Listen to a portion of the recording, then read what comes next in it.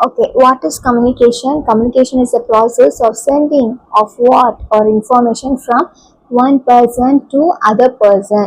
So கம்யூனிகேஷனா என்ன, ஒரு செய்தி ஒன்று சொல்ல போகிறோம், அது யார்கிட்ட சொல்ல போகிறோம், அது எந்த விதத்தில் சொல்ல போகிறோம், இதுதான் அந்த ப்ராசஸே. ஸோ கம்யூனிகேஷன் எடுத்துட்டோம்னா there will be two persons, that one is sender and other one is receiver. Okay, இல்லையா டைப்ஸ் ஆஃப் கம்யூனிகேஷன் பார்க்க போகிறோம்.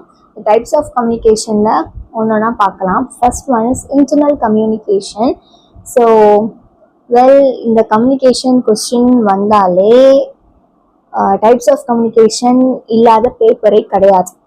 ஸோ நல்லா படிச்சுக்கோங்க.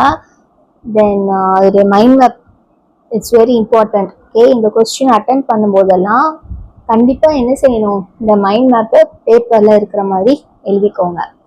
Okay, first one is internal. It takes place within the organization. So organizationக்குள்ளேயே நடக்கிற அந்த data passing. Okay, இந்த அதான் என்னது இன்டர்னல் கம்யூனிகேஷன். இது வந்து ரிட்டனாக இருக்கலாம், ஓரலாக இருக்கலாம், அது வந்து டவுன்வர்டாக இருக்கலாம், அப்வர்டாக இருக்கலாம், எனி டிரெக்ஷனாக இருக்கலாம். The but that was taken place inside the organization, that is the main word. Make sure that you should present in the paper. Then external communication that address the people outside of the organizationக்கு வெளியே இருக்கிற person கிட்ட communicate பண்றது என்ன சொல்றாங்க, எக்ஸ்டர்னல்னு சொல்றாங்க. Okay, so